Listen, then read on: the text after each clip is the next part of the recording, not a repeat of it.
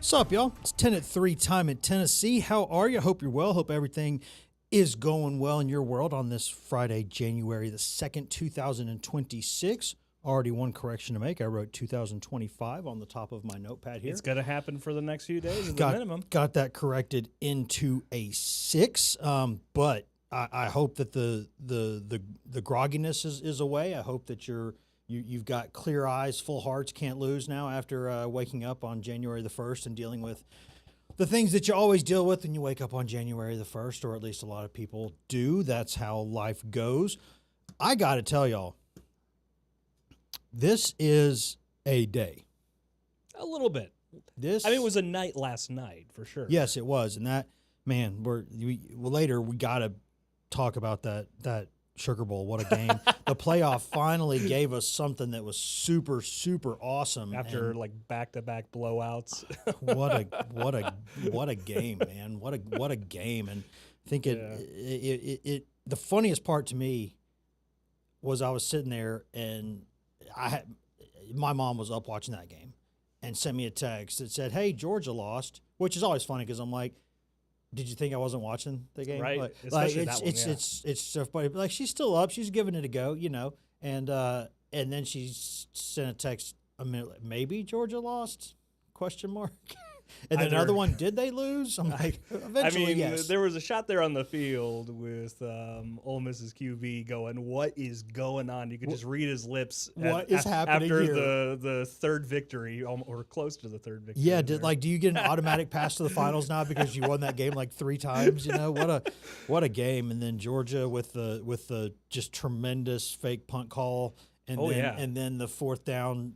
Just blunder it was excitement, thrills, chills. He had it all. And then it came back from that call that was just an accident that somebody got their wires crossed on that fourth down when the ball gets snapped to Stockton, and he wasn't expecting it because he thought they were going to take a delay game. And then he gets sacked, and then Ole Miss goes up 2 scores, and then Georgia comes back to tie it. And then, man, what a football game that was. And congratulations to Ole Miss too. It's been quite a time for them lately. It has. They had their belts out, right? You've been following the whole belt saga thing this season, but the belt to the backside. Yeah, the belt to the backside. And then there were a couple of chants on the field. I don't think we can repeat them necessarily after they won.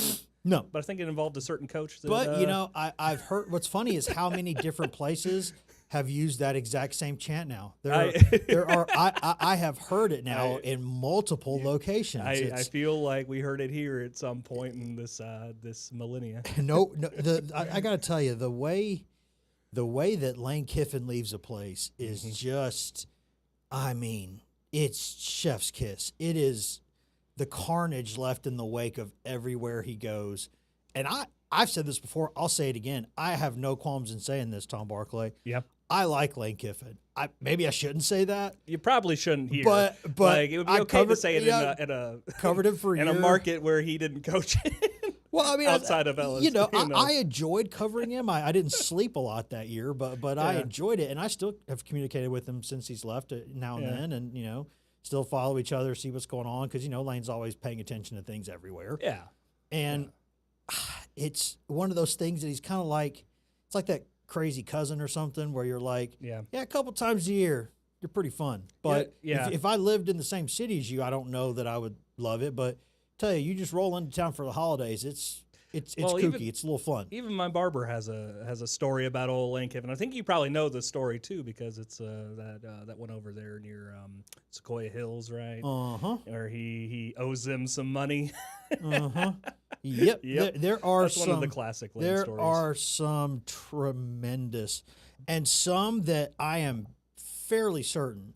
Again, we talk about think and know. Yeah. And again, there's a difference as a journalist. There's I think something, I know something, and I can report something because I've documented something. Yeah. So there's 3 different kinds of things, right? There's things you think, and then there's things you know, and then there's things you can document so you have it verified to report it. And the amount of things that with that Lane Kiffin era that I know, but I can't quite document enough. If I'm TMZ, I'm maybe going with it, but I'm not. So let's just say some fun times. And since then, just to tell y'all what kind of day it's been. You know, we've talked about this several times.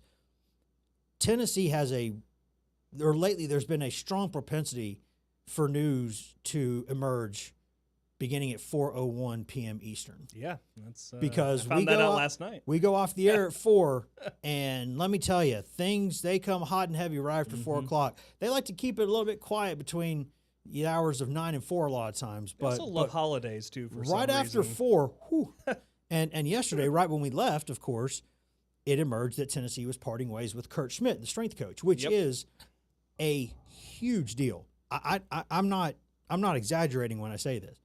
The strength coach is basically the offseason head coach. It is absolutely a Rushmore figure in a program, and arguably the second or third most important person in a program, in a football program. And Kurt Schmidt had been the only strength coach to work as the main strength coach for Josh Heupel during his entire time as a head coach. Mm-hmm. Not like literally the only one that he's had. At UCF, he hired him because he knew him because they worked together at Mizzou the year before. Yep. And so when Heupel becomes a head coach in 2018, I believe, at UCF, he hires Kurt Schmidt to be his strength coach. And then when he goes from UCF to Tennessee, he takes Kurt Schmidt with him. And there have been some questions this year about, did Tennessee need to make a move? There were questions last year a little bit. But you get to a playoff and you can't complain too much. But he was given an extension of only 1 year. So his contract is set to expire at January 31st of this year. So they're just letting that run out. And it came out yesterday that they're letting that run out. And so that, again, with the Tim Banks thing and now with this, you're seeing from Josh Heupel that we've talked about this before, think he's kind of reading the room. He's getting outside of his comfort zone. He's making decisions that he may not have made in the past to remove good people or really good people in an attempt to get great people to get over the top. And a bunch of us have said it. I've said it no less than a few times, probably a dozen or more times. Would he be ruthless enough to make these moves that they don't guarantee you anything? Mm-hmm. In fact, they can make it worse. Anytime you make a hire or you make a move, there's 3 outcomes. You get better, you get worse, you stay the same. Only one of those 3 options is good, really.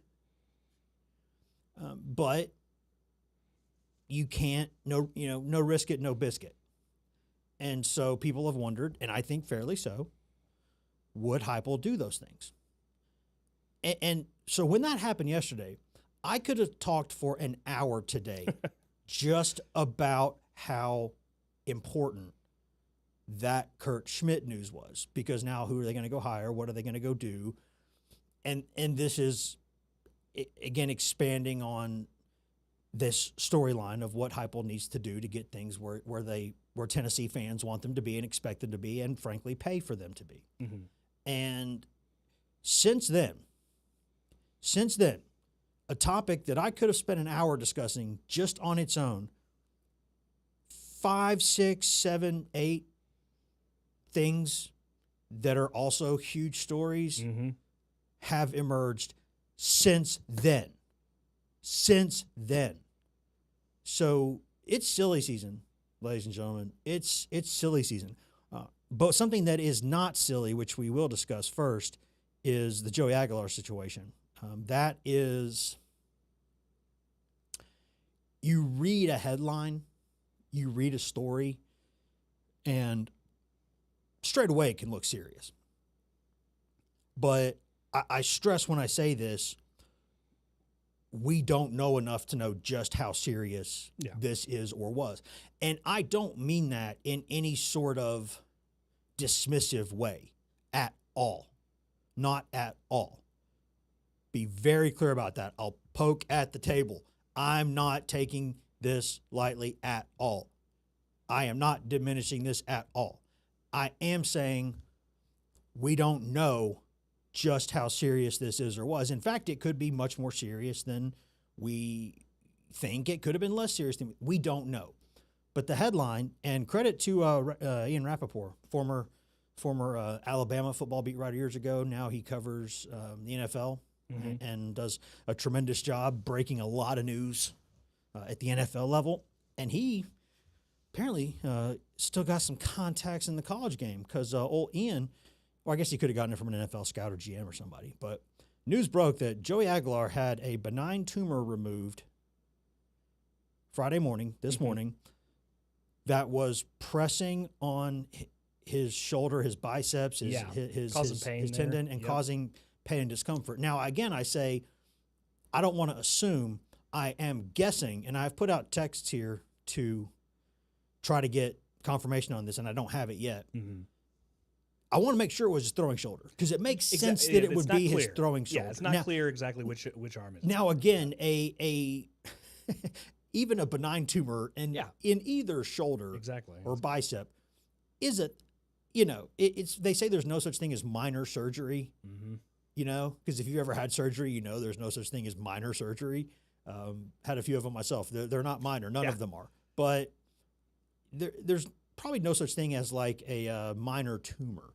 Like it's a growth that is not supposed to be in your head. That is in your head. Like it or in your head, in your body, in your shoulder, anywhere. Anywhere. It's not supposed to be there. I say head. It's weird because my mom had a brain one years ago, and so that's the first place my head goes. Maybe that's why she's still texting me at 1 o'clock in the morning about college football games. I kid. I love you, Mom. You're the best. But it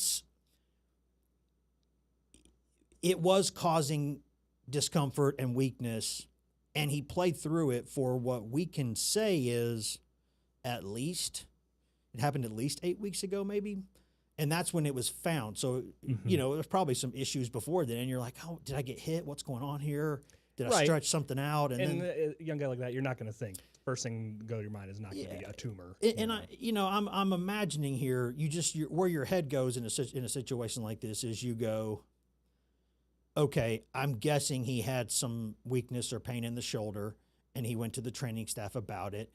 And they couldn't quite figure out what it was, and they said, "All right, let's do some scans, see if you've torn something."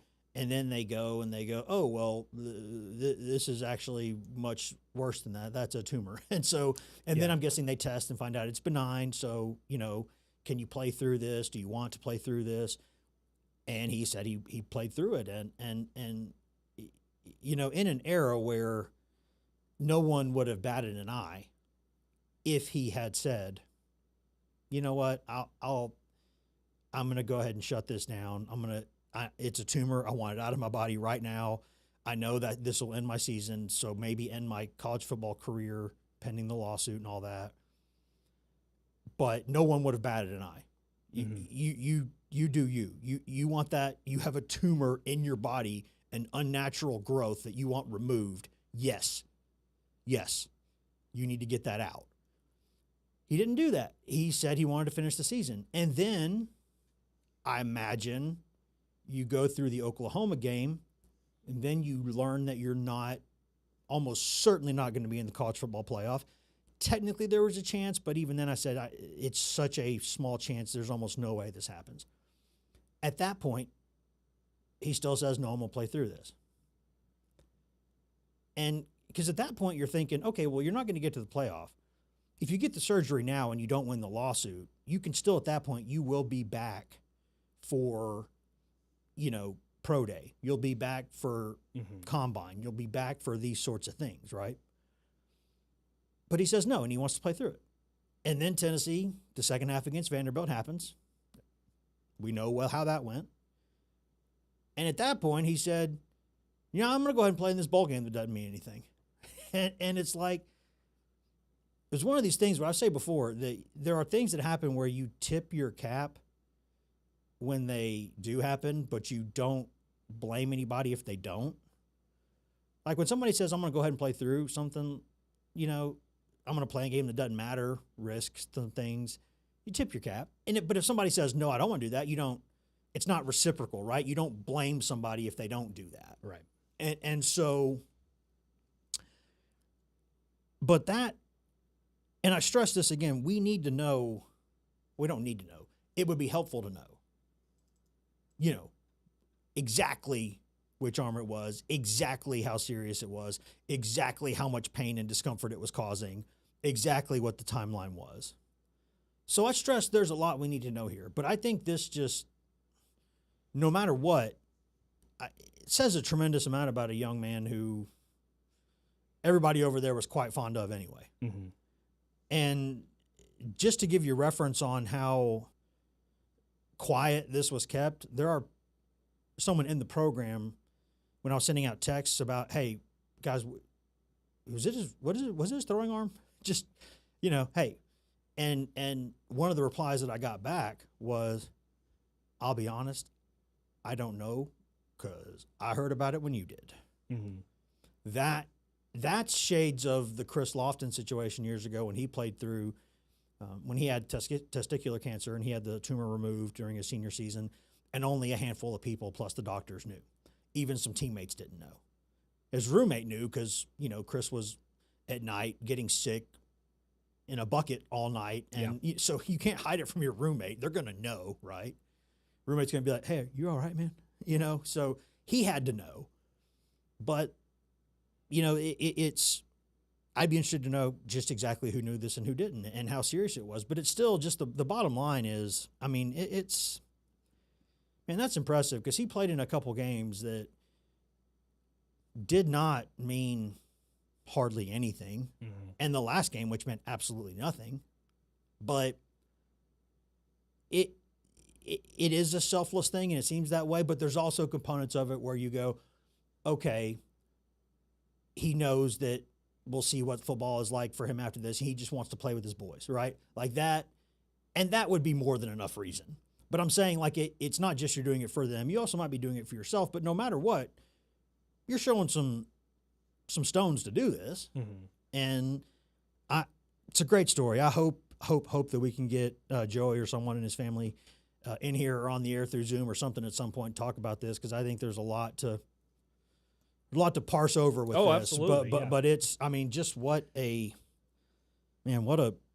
story. Like it's you just, it's further evidence of something that I think we say all the time, or I try to say all the time, and it can seem trite, it can seem phony, it can seem performative, it can seem white knightish, it can seem all of these things, but I do try to say all the time, things aren't necessarily what they look like because there's one person whose experiences we know, and that's ourselves. Mm-hmm. I'm not anybody else. Neither of you are anybody else. Now, if it's your spouse or your child or a parent, your best friend, partner, you might know a fair amount. You might know a lot. But even then, it's hard to truly empathize because you can't walk in anyone else's shoes. You can't, you just can't. It's not possible, right? Even the technology of this era does not quite give us that yet. We're able to now take human brains and teach them how to play Pong when they're outside of a body, and they get better as they're playing. So, we're doing a lot of things scientifically and medically out there in the world right now, but I still pretty sure we don't know exactly what someone else is thinking. There's no way to know that. And we don't know what they're feeling. But it's always important in this world we're living in now, where everybody can self-publish. Everybody can send a message directly to just about anybody else in the world. You think about that. Just about anyone on this planet has the ability to take their phone, nice cracked screen I have here, thanks having a toddler, that's what you get, their tablet, their laptop, and they can send a message directly to just about any other individual on the planet. When you think about that, that's nuts. Now, some people have enough social media followers or accounts so they get enough messages where they're not going to see them. But still, in theory, we live in a world where just about anybody else can pick any other individual in the world and send them directly a message, which is crazy. It's crazy when you step back and think about that. I don't know how many people are on our planet. I know it's a lot. And we have the ability to do that. And that's an awesome power, but it's also an awesome responsibility, I think, to think just a second. And social media is not real life. Young people don't understand this, but it's not. Trust me. It feels like it, guys, but it's not. Stop letting it drive you crazy. It's not real. But you don't know what anyone else is going through. You don't know what they're carrying. You don't know what they're feeling. You don't know what they're thinking. You don't know how much physically or emotionally or psychologically it may hurt them to do something. Because you don't know the factors that lead into it. You don't know. We don't know. Does that mean that we can't criticize it all? No.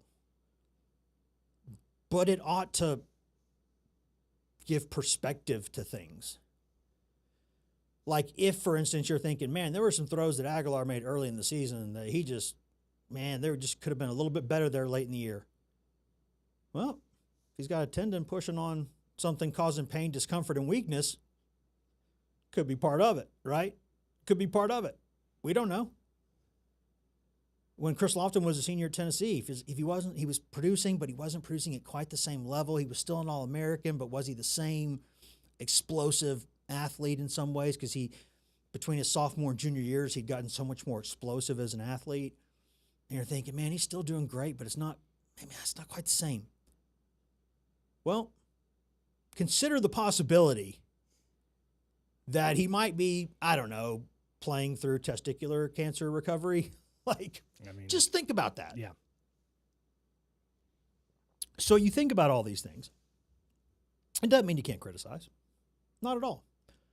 But I think it should give everyone just a little bit more cause for pause and say, let's wait to hear the full story on this one. Let's wait to learn what goes into this. And again, there's times where, again, I don't want to seem trite. I don't want to seem Hallmark cardish. I don't want to seem, like a preacher, which I am not and don't want to be and have no desire or ability to be.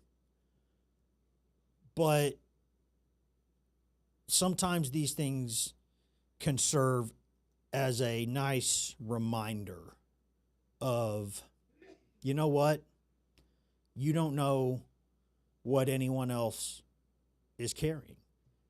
You don't know what they're going through. You don't know what they're feeling. You don't know.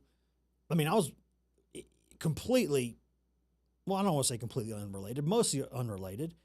I was watching the Sugar Bowl last night and watching how many vicious hits Gunnar Stockton took during that game. I mean, and how there's that one hit. That's the one I saw all over social media too. I mean, and there were a handful of them in that game that it's like, is he taking a second to get up because he's lost his breath, or because he's dizzy, or because, you know what, I'm just a little sore. Let's take a beat here and it looks like he's genuflecting, but he's just kind of sitting there for a second. Just, hey guys, can I take a breath on this one? I'm gonna, he took. And some of the fourth down throws that he made, like the ones he made at Neyland, what an unbelievable gamer that guy is. But it's just like, you don't know. Think about, it's the job, and you're paid well now to do it. So, hey, and you step into the arena, you step into a world of accountability, criticism, and occasionally it's unfair or hyperbolized, exaggerated. That's part of it. And I'd like to say it's not. I'd like to think that we could possibly make a world where that's not the case. We're not. It's that ship sailed a long time ago. That's not what it is. It's, you can think of the world as you want it to be or the world as it is. And you can maybe try to move the ball toward the world you want it to be. It doesn't mean you're not living in the world as it is. But just what these guys go through to do it. And before we move on, there's one other thing, just completely another, you don't really think about these things kind of comment. I'll say this quickly, but like everyone knows I'm a big like Arsenal Football Club soccer fan. I just am my whole life. And one of their best players is one of the best players in the world, Martin Odegaard, midfielder, and has always been this great player. And he had a couple months where it's like he's just not playing very well. And you're like, what's going on? Is he hurt? And it turns out, his wife they'd had their first kid, and he wasn't able to sleep well through the night because he was, having to get up, change diapers, do bottles, rock kids back to sleep. And if you're not getting a full 8+ hours of sleep as a high-level athlete, studies have shown time and time again, your levels dip to a point where even the best become really ordinary really quick. Mm-hmm. I mean, you don't have to do what Tom Brady does and like sleep in this specific chamber and Tom Brady's hyperbolic chamber. Yeah, but like I will say this, he made those Under Armour like sleep pants, and they're probably the most comfortable article of clothing I've ever had in my life. So at least something good came out of that. Thank you for those ridiculously comfy Under Armour sleeping pants. Those are baller. But you just you don't think about things like this, but it's like, well, if when I become a parent for the first time and I go through it and I'm dragging in here with, bloodshot looking eyes, bags under them, hair all over the place, stuttering, just having a jumbo cup full of coffee every hour. Well, part of it, you're up all night with a kid crying or screaming or sick. So we never know exactly what's happening here. We often don't know it. So just a reminder. And again, glad that Joey Aguilar surgery was successful. Glad that everything seems to be okay there based on what we've seen. And hopefully in 6 weeks or so, he'll be back. And, that's either doing workouts for the draft or potentially, if anything happens with that case, maybe coming back to Tennessee. We don't really know yet. But before we get into the portal stuff, which we will, because there's quite a bit there, and you're going to hear a number. You're going to hear a number. Right now, as of the time we are recording this, and God, I say, as of the time this program started, how about that? That's the world we live in now. There were 18, I think, Tennessee names in the portal, which again is not, that seems like a huge number. I assure you that it's not, and we'll talk about that later. And hey, it's the world now. But Tennessee, before that, has made some changes, and it should not have taken me 30 minutes to mention this, but Willie Martinez is going to be released from his duties at Tennessee, according to some reports which I have verified anyways, that he is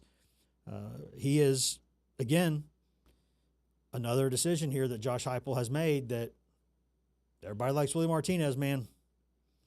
He's been around for a long time. He's been with the team, just the SEC in general, a long time. He worked pretty well. He worked with Heupel at Oklahoma too. Yep. Like everybody in the game knows Willie, and a lot of people like to poke at a couple things that have not been great. Mm-hmm.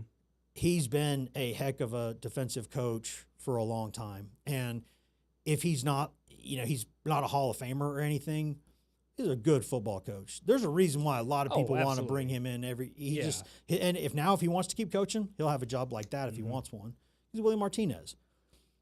But you have to sometimes make tough decisions with really good people because you need to change, or you feel like you need to change. Yeah. And the fact of the matter is, when Tennessee hires Jim Knowles, you're bringing in a new defensive coordinator, and it's highly unusual. Highly, highly unusual to bring in either a defensive or offensive coordinator and not have them bring at least a couple of their own people with them. Because again, I say this all the time, what you do professionally, the people who tend to have the best results, I think, are people who hire somebody to do a job and let them do their job the way they see fit. And if it doesn't work, then you step in and do something about it. But if you hire somebody, I would like to think that you trust them, or you're not hiring them. Mm-hmm. And if you're hiring them, you should have candid conversations with them about what the expectations are. Here's the benchmarks. Here's what we want to do. Here's our culture. Here's how we operate. And I would think that person gives candid feedback on their own and says, hey, you want me to do this job. I I need this, this, and this. And you usually come to an agreement about that on the front end, or you at least, not specifics, but you're generally on the same page. You're generally on the same page. And, I think we've all been through situations like this in life. I've been through interviews too, where you say, hey, if I want to come do this, it's great. I'm flattered that you're interested in me. But since you did come to me, here are the couple things that I would like in order to make this work. And so, long story short, if Josh Heupel hires a defensive coordinator and that defensive coordinator wants some of his own people, well, you let him bring in his own people. And then if it doesn't work, well, you know whose fault it is. Yeah, that's a different conversation right there. Because the head coach will be blamed for it. Exactly. But still, I don't think hiring somebody and then putting restrictions on them is generally the most efficient way to get results. I think, especially, and everybody's different. If you're hiring a young coach, this is one thing. Jim Knowles, dude's 60. He's been one of the best defensive coaches in the game for a long time. You treat everybody fairly, but you don't treat everybody the same. If that guy comes in and says, I need this, this, and this, you give him this, this, and this. You do, because you don't hire, you don't buy a Ferrari just to keep it in the shop or just to keep it in the, keep it in the garage. You take the tarp off and you go drive the thing. Right? At least a little bit. So he's got the right to bring in his own people. And I tell you, what we're seeing so far in this, pretty strong. Because the first hire that it looks like he's going to make, at least the first big one, to replace Willie Martinez, he's going to bring in Anthony Poindexter from Penn State, who is, he's definitely going to be a defensive backs coach at Tennessee. I think, if I had to guess, and this is a guess, I think he'll be co-defensive coordinator. But that's probably a title given to make his salary what it needs to be.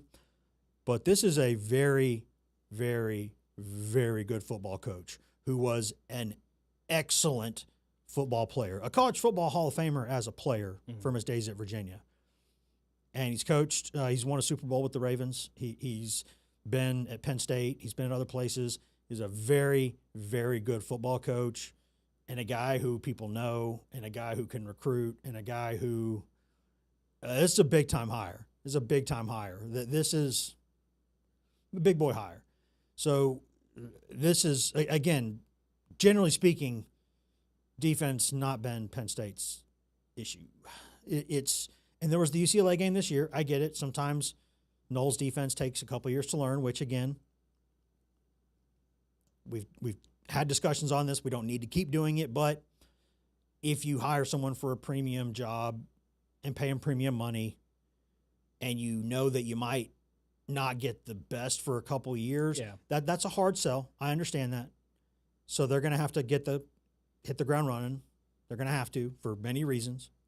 But this is a good hire. And he's also, I believe, and I have not gotten this one confirmed yet, but I believe it's going to happen. He's also going to bring a staffer with him from Penn State who has just, listen, Tennessee is about to hire a football coach named Andrew Jackson, which is fitting? Just hilarious. Yeah. It's just sort of hilarious. And again, we're sports here. We're not going to litigate the tenure of Andrew Jackson as a president. A lot of people didn't love it. Let's just call it what it is. A lot of people, for a lot of reasons, didn't love it. But, it reminds me of a couple years ago when Tennessee signed Kurt Maggitt as a kid from Florida to play football. And Kurt Maggitt's high school coach had the name Jack Daniels. Once again, there are no coincidences here. No coincidences in the world. There are none. They're like Bob Ross doesn't make mistakes. There's just happy accidents, and there's also no coincidence in the world. Bringing the Andrew Jackson back to Tennessee there. Yes. Yep. And so and he was the defensive line coach at West Virginia. Then he did a job as a staffer at Penn State. He'll be, I don't know what his title will be at Tennessee, but he'll be involved, I would imagine, in the defensive line, somewhere down there in the front seven at least. Are we talking, assistant D-line coach? Are we talking D tackles, D ends, edge rushers? I don't know. But those are the moves. And I still think, I continue to hear that it looks like Rodney Garner will be back, but I don't know that for any certainty, but I think that's the case. And then we'll see what some of the other hires look like. But the reason why a lot of this stuff is in flux is well, some teams are still playing, at least 4 are still playing, and the portal window is open. And so this is silly season, for a reason. It's silly. It's madness. The portal opening, because you start hearing in December about guys who plan to enter the portal, guys who yada yada. Well, when it officially opens January 1st, then you see another flood. And you also see that because what happens is you have sort of, I don't know, in the military they call them after action reports or whatever they call them. Like, you have your periodic assigned afterward one-on-one conversations where the coach and a player sits down and they go, okay, here's what kind of year it was. Here's how you did. Here's where we think you fit in the future. Here's what we like, what we don't like. Here's our assessment. And then the player says, well, here's what I feel like I went through this year. Here's where I feel like I am. Here's where I'd like to be. And can this happen here? And now it includes the caveat of, here's what I expect to be paid. Call it what it is. Now it's officially a business meeting because it's not just here's where you are performance-wise, here's how I think of you as a leader, or how I think of you as an employee, or how I think where you could be, what I like, what I don't like. It's also like, how much money are we talking here? That's what it is now. And so right now, Tennessee's got, at least at the time that we hit play or record or whatever fancy button is you're hitting over there, as soon as we hit that, there were, I believe, 18 in the portal right now, starting with Boo Carter, weeks ago, and leading to some of the big ones the past 24 hours, which I think the 3 biggest so far, the ones to at least talk about individually, are Ricky Gibson III, Lance Hurd, Caleb Herring. And again, I say this, Herring is the closest of a 3 as a surprise to me, but it's not. And all 3 of these are not surprising to me for very specific reasons. And very different reasons. And I think at the end of the day, my big point here is that getting upset when you see any player hit the portal is understandable. It's also often silly because the thing about this door, the thing about this portal, it's not one way. It's not a vacuum cleaner or it's not a leaf blower. It's both. You can bring in guys. Also, guys are going to leave. You also get to bring guys in. So judgment on a portal window should not even begin to start until that window closes. Even then, you got to wait for some results to have a full, accurate, description of how it went. But it's natural to get a little worried when guys go out of the portal. But I would also say, look at some of these names, especially some of these Penn State players who the reports say could be or are at least interested in coming in with Knowles and Poindexter and these guys to Knoxville. So there are names Tennessee is interested in that could be every bit as good or better than the ones that have talked about leaving or are leaving. I also would stress that just because you go into the portal or you say that you're going into the portal does not mean that you are leaving. Mike Matthews almost left last year. He didn't. They got that worked out, and he came back. All's well there. But let's start with Gibson. I don't blame Ricky Gibson for doing what he has every right to do, which is get the maximum amount he can get at every opportunity. I also don't blame Tennessee for being like, we've been through this a couple times already, we're not doing it again with you, if that's the way it went. Because let's not forget, and again, he has a right to do this, but Ricky Gibson actually did hold out last year. Like, he actually did hold out for a while and say, yeah, I need more money or I'm not coming back. Like, that's where I start to get a little bit uncomfortable. And Tennessee's had a few guys, and again, Tennessee's not the only one, but you cannot have your feet held to a fire. You cannot be held hostage every single time the window opens and have a good situation. So if a guy, and again, it's fine to say, hey, I want this. I think I performed or outperformed this. And in certain situations, you have to say, hey, that player's right. You weren't paying him enough.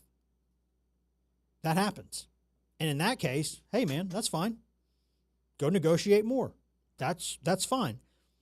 Last year, the fact is, and again, not all this is Gibson's fault, but he goes out there, holds out. Tennessee makes it work, coaxes him back, puts a lot of money into him. I mean, a lot of resources were put into him, a lot. And then he gets hurt in the first half of the first game and he doesn't play the rest of the year. Is that his fault he got hurt? No. No. Not his fault he got hurt. But he got hurt. And then if he's going to maybe, and he could be, hey, Willie left and I don't like that, and Banks left and I don't like that, and that would be a different story. And we should wait and be fair here. But I just, you've seen this with Nico Iamaleava, you've seen this with Boo Carter. When a player tends to take every window and try to squeeze you more and more and more, eventually as a program you have to draw a line. It can't be, because you can't, no one's naive about this or should be naive about this. I'm sure some are.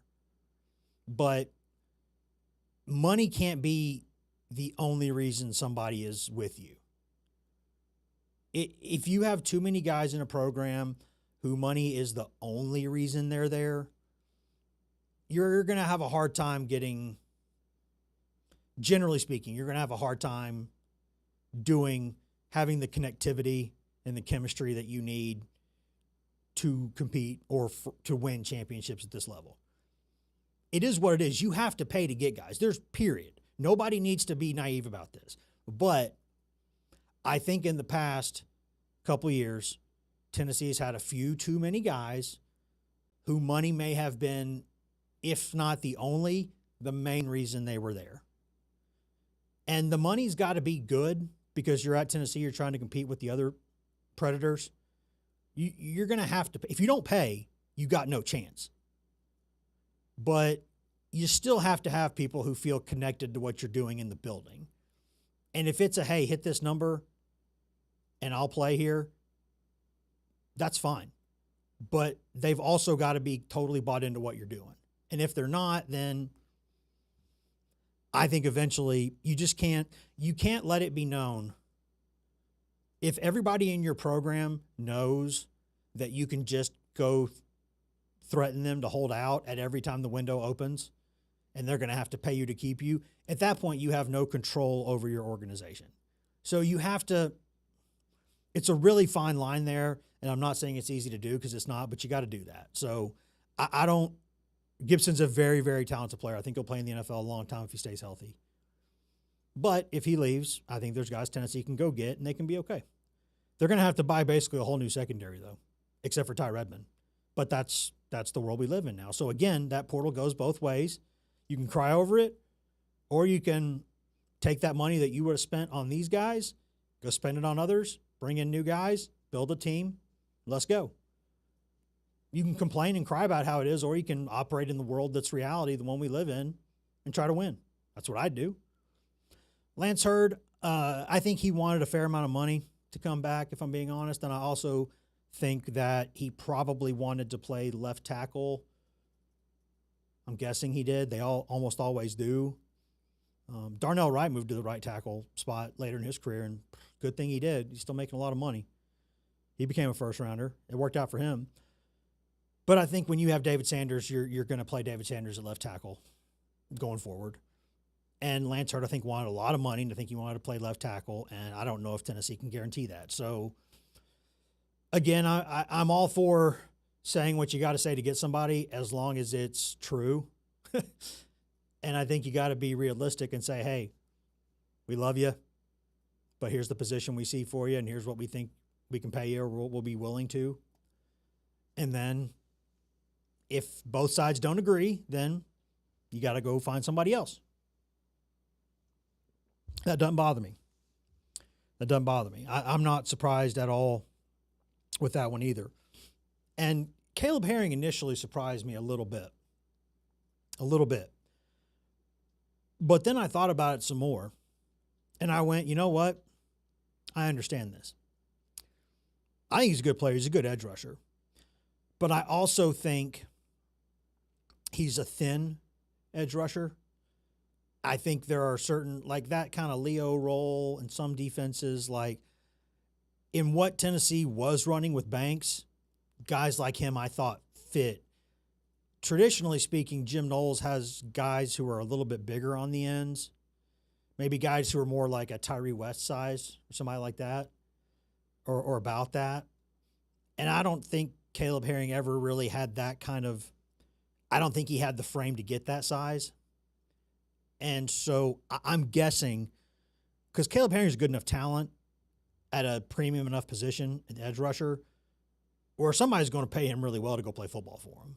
And I wouldn't bat an eye if he was back at Tennessee. I think guys who could have been a starter next year. He could have been a starter next year. But I want to see what size he's listed at. And if I were smart, I would have done this earlier, but I'll do it now. Let's see. Caleb Herring, what are you? 6'5", 245. That's not a small human. It's not, 6'5", 245. Okay, not small. But again, we're not talking about average humans here. We're talking about Power 4, top level college football program defensive ends, and or edge rushers, and in some places, that's ideal. I think when you look at a lot of those Penn State guys, they were built a little bit differently, maybe a little heavier, maybe a little more, hold up against the run, maybe a little more, so that I could, and I don't know. Again, all this is, we're sipping through a fire hose here, y'all. This news comes out fast, and you have to be really careful. You got to be very intentional, I think, about saying what you think and what you know, always. And what I think here, I'm guessing that Jim Knowles wants a little bit different profile at that position. And I can imagine that Caleb Herring's a talented enough kid that you're not going to say, we don't want you to be here. You want him to be there. This is a really talented kid. You want him in your program. You worked your tail off to recruit him and get him there. You've already put a lot of resources into him. You would like him to stay with you. But he's also talented enough to demand certain things, or at least ask for a fair shot at certain things. And I could see where Tennessee goes, you know what, at that investment level, for someone who doesn't kind of seamlessly fit into what we want to do, I could see that being an issue. If that makes sense. I think it probably makes sense. That is something that makes sense to me. And there's not a single player like in that portal right now for Tennessee that I look at and go, man, that's not right. That doesn't look right. All these guys, there's some that are pretty obvious.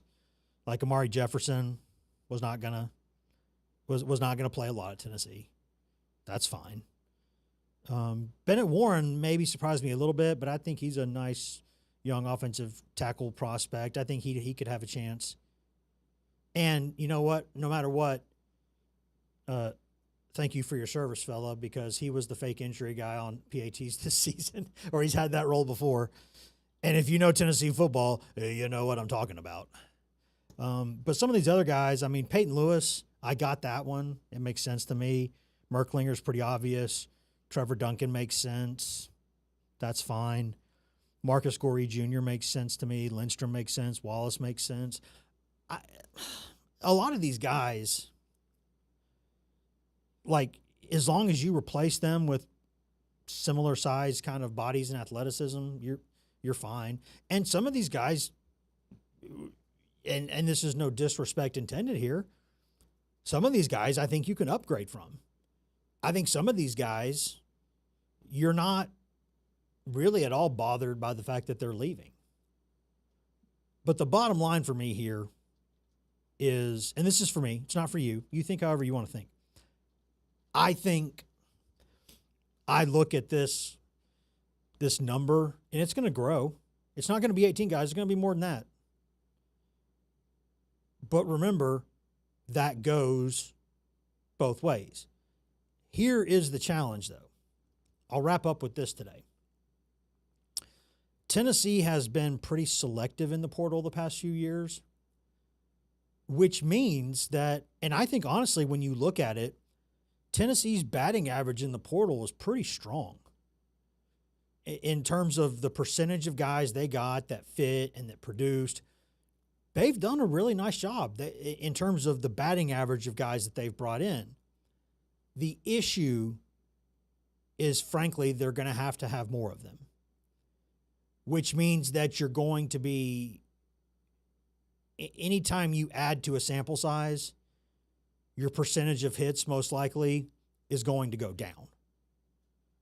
I mean, that's just sort of basic math to me. Like, it's not, well, not basic math, I guess it's theoretical, but I would think that the more people you bring in from the portal, the less selective that means you're being, which to me means that you're probably going to have percentage-wise a few more misses.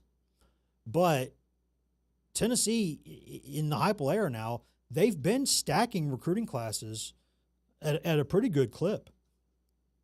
When you look at year to year, the classes they've brought in, they're bringing in good classes that when you stack them, traditionally you can compete with anybody, at least compete with. The issue is that I think the number of guys leaving, sometimes it's not even close to reciprocated the other way in terms of guys you're bringing in. And the way you look at a college football roster now, it's kind of a year-to-year deal. And you combine the number of signees you have with the number of portal additions you have, and you say, how many instant impact guys am I getting? How many guys am I getting both from this class and from the portal that give me a better chance to win this year? And that's where I think Tennessee's got to evolve, because it sounds well and good. And hey, look at, Georgia, for instance. A drastically higher percentage of their starters are guys they recruited out of high school.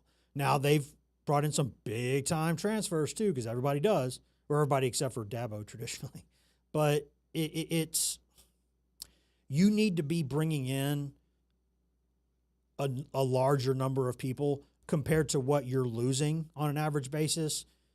That's where this thing's got to evolve. And I don't think Tennessee necessarily needs to have someone with the general manager title.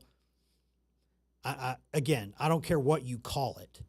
That makes no difference to me. The title itself, to me, means just about nothing. If you have someone or a group of people, a committee of people who are making those decisions, I don't care what you call them. Call them the Wizard of Oz. Call them Tonto McStupid. I don't care what you call them. I don't. Moron McStupid, whatever you want to call them. Just that's what they do. And whether that's Heupel, whether that's other people, they just, I think, they need to bring in a larger volume.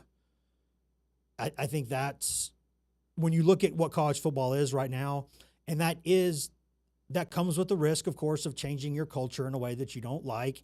It's not like it's so obvious that even considering the alternative, it's not like it's something that's foolproof. It's not something that's automatic. Anything you do is a risk. But I think you need to bring in more people. When you look at the number that you're losing and you look at the number your peers are losing, and then you look at what they're bringing in, I think you need to be bringing in, you're not trying to catch a stationary target. You're trying to catch a moving target. And all these guys are trying to improve too, and they're bringing in a lot of people. And I think instead of focusing on just getting it right, which it should be number one, but you're going to have to also take some more chances because you're going to have to get just a few more dynamic athletes.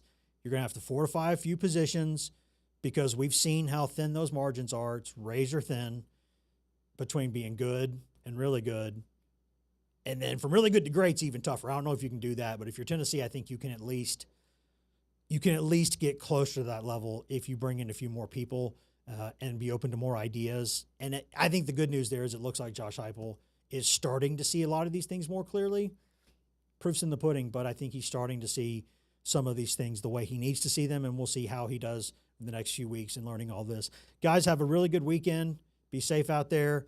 Be good to each other. And I guess we'll see you in no less than 71 hours. We'll see you then.